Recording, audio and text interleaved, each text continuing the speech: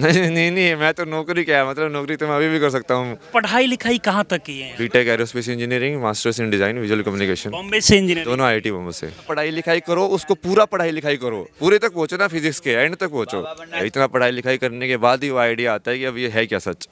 जब आप क्वांटम जो साइंटिस्ट है जिनको नोबेल प्राइज मिला हुआ है, उनका सच जानोगे और जो अध्यात्म का सच जानोगे वो एक है। क्या कहना चाहिए?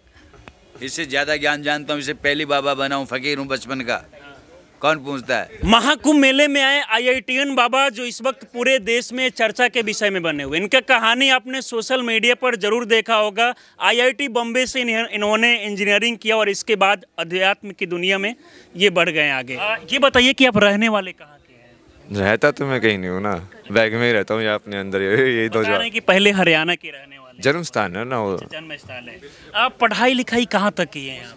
पढ़ाई लिखाई मास्टर्स तक किया है, अच्छा, B Tech aerospace engineering, masters in design visual communication, Bombay से इंजीनियरिंग, दोनों आईआईटी बॉम्बे से। अच्छा। तो इतना पढ़ाई लिखाई करने के बाद भी आपके मन में आइडिया कहाँ से है कि मुझे साइंस को छोड़कर अध्यात्म की दुनिया में? वो सवाल उल्टा है, इतना पढ़ाई लिखाई करने के बाद ही वो आइडिया आता है कि अब ये है क्या सच। जब आप क्वांटम जो साइंटिस्ट है जिनको नोबेल प्राइज मिला हुआ है, उनका सच जानोगे और जो अध्यात्म का सच जानोगे वो एक है। तो उसने भी तो वही किया ना, पढ़ाई लिखाई करके पहुंचा ना वो सत्य तक। तो पढ़ाई लिखाई करके तुम उसी सत्य तक पहुंच रहे हो। वो उल्टा है, ऐसा नहीं होता कि पढ़ाई लिखाई करने से तुम उससे दूर हो रहे हो, ज़्यादा पढ़ाई लिखाई बल्कि तुम और गहराई में जाना उसकी। मतलब ज़्यादा पढ़ाई लिखाई करने के बाद और गहराई की ओर चले जाते हैं। हाँ। अच्छा, तो घर के लोग का रिएक्शन क्या था? क्या घर के लोग मना किए कि अध्यात्म की दुनिया में नहीं जाने के लिए, नौकरी करने के लिए, ऐसा कुछ? नहीं, मैं तो नौकरी क्या है, मतलब नौकरी तो मैं अभी भी कर सकता हूँ। तो काम जैसे होगा वैसे हिसाब से करेंगे ना। समझ नहीं रहे हो आप यार। तो वो अलग चीज़ है, वो तुम कर्म के हिसाब से देख रहे हो, वो कर्म के हिसाब से नहीं है, वो वैराग्य के हिसाब से कि तुम्हारे अंदर तुम उस चीज़ को, जैसे बहुत सारे ऐसे जैसे गुरुजी भी है, ये हैंडल करते हैं ना सब लोगों को, मैनेज भी करते हैं, पैसे भी ये सब भी करते हैं। तो क्या वो अब संसार में आ गए? वो संसार में नहीं आए ना, बट वो कर रहे हैं ना, वो कर्म भी काम करना पड़ता है ना।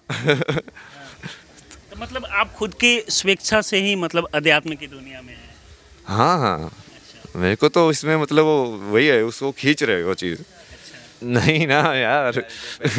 आजकल के युवा देखा जा रहा है कि वो, उनको लगता है कि बस पढ़ाई लिखाई करे, नौकरी करे, लेकिन अध्यात्म की तरफ ध्यान नहीं जाता। उनको क्या? तो इसका जवाब तो पहले ही दे दिया ना, पढ़ाई लिखाई करो, उसको पूरा पढ़ाई लिखाई करो, पूरे तक पहुँचो ना, फिजिक्स के एंड तक पहुँचो। बात नहीं है।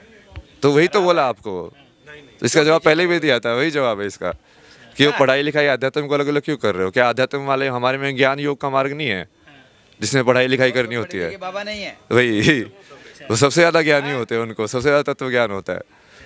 एक लाइन है आपका वायरल हो रहा है, समय को लेकर भी कुछ चीज़ें आप बता रहे हैं। चल भाई, हाँ, वो टाइम को लेके वो काल चक्कर का ही है ना, वो एक्सप्लेन डायग्राम में कर सकते हैं ना उसको। जैसे एक स्क्वायर को ही तुम रिपीट करके, एक ट्रायंगल को रिपीट करके तुम फिर से ट्रायंगल नहीं बना सकते हो।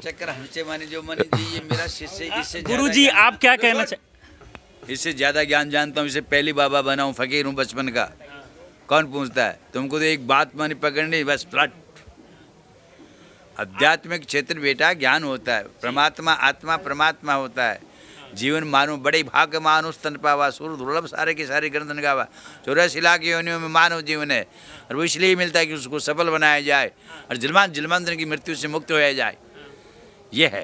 लेकिन आजकल के युवाओं का सोच जो है वो बिल्कुल अलग देखा जाता है। नहीं देखा जाता, जिसमें आध्यात्मिक शक्ति, आध्यात्मिक जीवन है, उनका संस्कार परमात्मा से, वो युवा हो जो जवान हो जो बूढ़ा हो, वो उधर ही जाएगा, उसको टालने वाला नहीं कोई भी। जिसकी भाग्य विधाता ने लिख दिया, कौन बैठेगा? भाग्य से ज़्यादा और माने जो समय से पहले कुछ नहीं मिलता किसी को, इसका भाग्य है। हाँ, जन्म जन्मांतर का संस्कार है, इसका एक जन्म का संस्कार है। इस कुंभ में एक से एक विद्वान है, एक से एक योगी है, एक से एक तपस्वी है कि नहीं है? क्या देखा आपने इस कुंभ के अंदर? आपने कितनी बाबा हैं यहाँ पर? तो हाँ, तो ये सा है ना, अभी वायरल हो गया तो तुम सब पीछे बढ़ गए। कौन बाबा नहीं है? मतलब और भी बाबा है, उनको नहीं दिखा है। आप ये भी बता रहे हैं कि आपके सपने में महादेव जी कितने बाबा है? नहीं, वो तो हमेशा ही रहते हैं ना। बोलो क्या बोलते हैं? बहुत बाबा जो चीज बोलनी होती है वही बोलते हैं। बाकी इस पूरे वीडियो को देखकर आप लोग क्या सोचते हैं, अपनी राय में जरूर दें। हमारे साथ जुड़े रहें। बहुत बहुत धन्यवाद।